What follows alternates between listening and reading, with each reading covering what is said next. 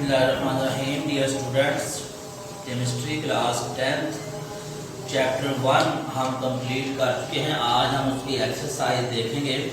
First question exercise का multiple choice question है। हर question के 4 ऑप्शन दिए गए हैं, हमने बताना है कि कौन सा ऑप्शन ठीक है। फर्स्ट क्वेश्चन है the characteristics of reversible reactions are the following except. जो रिवर्सिबल रिएक्शंस हैं उसकी ये खसूसियात होती हैं एक्सेप्ट किसके अलावा। 4 ऑप्शंस हैं। Products never recombine to form reactants, they never complete, they proceed in both ways, they have a double arrow between the reactants and products.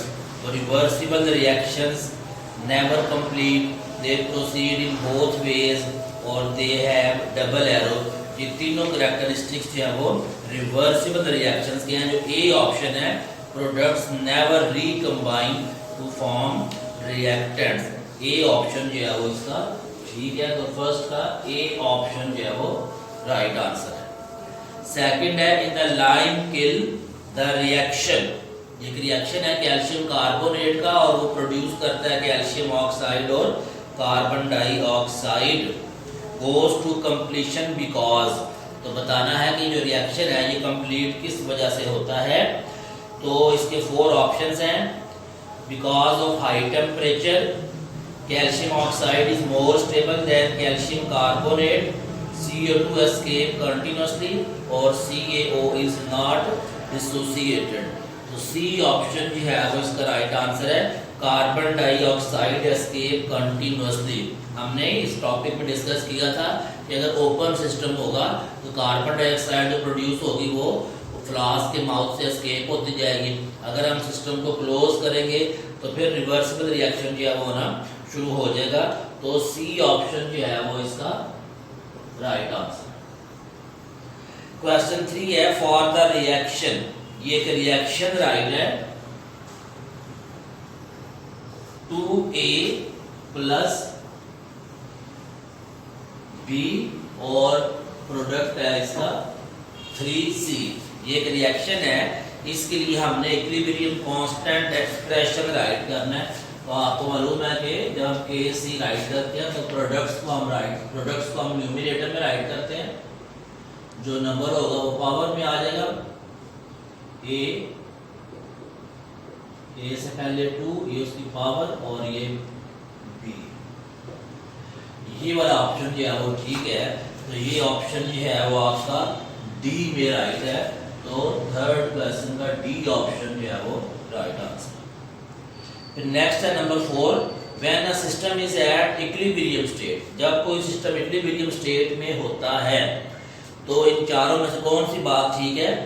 concentration of reactants and products become equal, opposing reactions stop, the rate of reverse reaction becomes very low, the rate of forward and reverse reaction become equal। तो equilibrium state के ऊपर हमें मालूम है कि forward और reverse reaction जो है वो इक्वल होते हैं।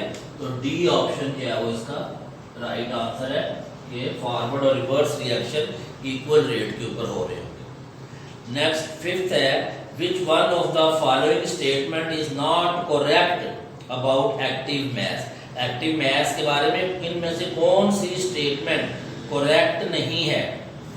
ए है rate of reaction is directly proportional to active mass, B active mass is taken in molar concentration, C है active mass is represented by square brackets और डी है active mass means total mass of substance.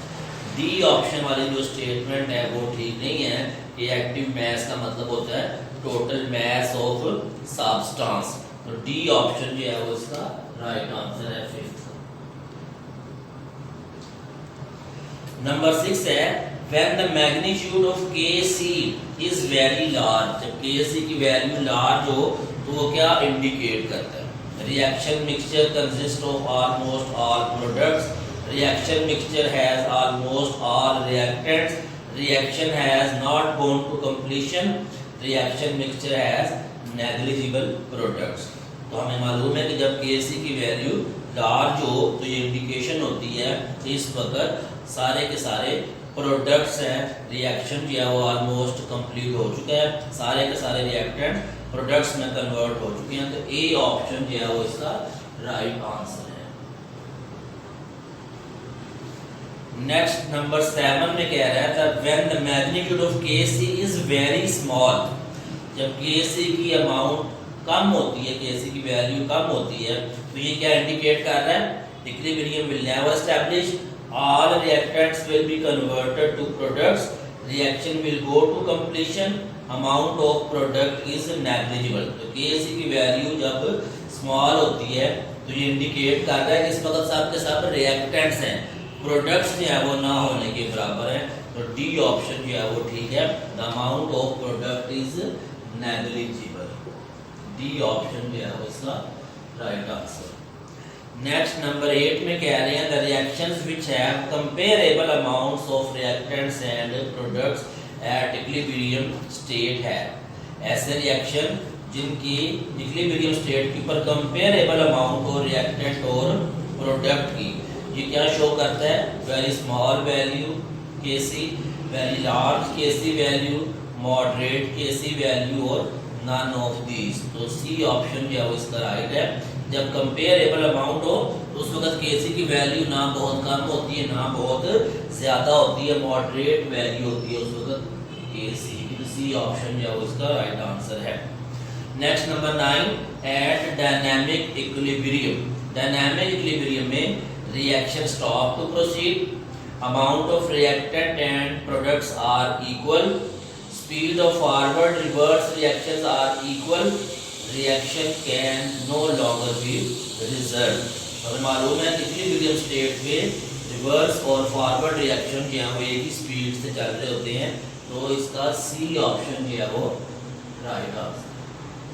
Next number 10 है in an irreversible reaction dynamic equilibrium, irreversible reaction के अंदर dynamic equilibrium जो होता है वो never establish before the completion of reaction, establish after the completion of reaction, establishes readily.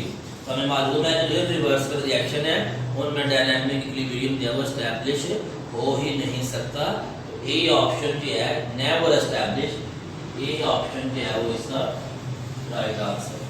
Next number 11 a reverse reaction is one, reverse reaction कौन सा होता है, which proceed from left to right in which reactants react to form products which slow down gradually which speed up gradually। तो हमें मालूम है कि reverse reaction जो है वो स्पीड अप होता है gradually, reverse reaction speed up होगा ग्रेजुअली, तो इसका डी ऑप्शन जो है वो राइट आंसर। नेक्स्ट नंबर 12 में ये हमारे पास एक एक्सप्रेशन है N2 plus 3H2 is equal to 2NH3। तो बताना ये है कि ये इक्विलिब्रियम स्टेट में है अगर, तो व्हाट विल बी प्रेजेंट, कि जब ये इक्विलिब्रियम स्टेट में होगा तो इस वक्त इसमें कौन कौन सी चीजें मौजूद होंगी। ए ऑप्शन है कि सिर्फ NH3 होगा, बी ऑप्शन है N2, H2 और NH3 तीनों होंगे, सी ऑप्शन है N2 और H2 होंगे और डी ऑप्शन है सिर्फ H2 होगा। तो हमको मालूम है इक्विलिब्रियम में रिएक्टेंट्स और प्रोडक्ट्स दोनों जो है वो इक्वल अमाउंट में मौजूद होते हैं। तो जो नंबर 12 है इसका भी बी ऑप्शन जो है वो ठीक है कि उसमें नाइट्रोजन भी मौजूद होगा, हाइड्रोजन भी और अमोनिया। नेक्स्ट नंबर 13 है for a reaction between PCl3 and Cl2, ये एक रिएक्शन है PCl3 और Cl2 के बिटवीन, और इस रिएक्शन के नतीजे में PCl5 प्रोड्यूस होता है। तो बताना ये है कि Kc अगर हम इसकी वैल्यू फाइंड करें इस इक्वेशन के लिए, तो Kc का यूनिट कौन सा यूज करेंगे, हम इसको सॉल्व करके देखते हैं। आपको मालूम है कि प्रोडक्ट्स जो है वो न्यूमरेटर में राइट करेंगे और रिएक्टेंट्स जो है वो आ जाएंगे डिनोमिनेटर में। अब हम इनके यूनिट्स राइट करते हैं। जो पीस जो कंसंट्रेशन है उसको हम रिप्रेजेंट करते हैं मोल Dm इनवर्स क्यूब। PCl3 की कंसंट्रेशन भी मोल Dm इनवर्स क्यूब और Cl2 की कंसंट्रेशन भी मोल Dm इनवर्स क्यूब। अब ये मोल Dm इनवर्स क्यूब और ये मोल Dm इनवर्स क्यूब जो आपस में कटिंग हो जाएगी, ये हमारे पास आ जाएगा 1/मोल Dm इनवर्स क्यूब। और जब हम इसको चेंज करेंगे डिनोमिनेटर को न्यूमरेटर में ले जाएंगे तो मोल की पावर 1 है वो हो जाएगी -1 और जो -3 है ये हो जाएगा +3। तो मोल इनवर्स Dm क्यूब ये वाला आंसर, ये यूनिट होगा Kc का। तो ये वाला आंसर हमारा ठीक है, ये सी ऑप्शन में राइट है कि मोल इनवर्स Dm क्यूब। तो जो 13 है उसका जो सी आंसर है वो राइट आंसर है। ये थे हमारे पास एक्सरसाइज के MCQs। नेक्स्ट इंशाल्लाह नेक्स्ट लेक्चर के अंदर हम देखेंगे शॉर्ट क्वेश्चंस चैप्टर नंबर 1।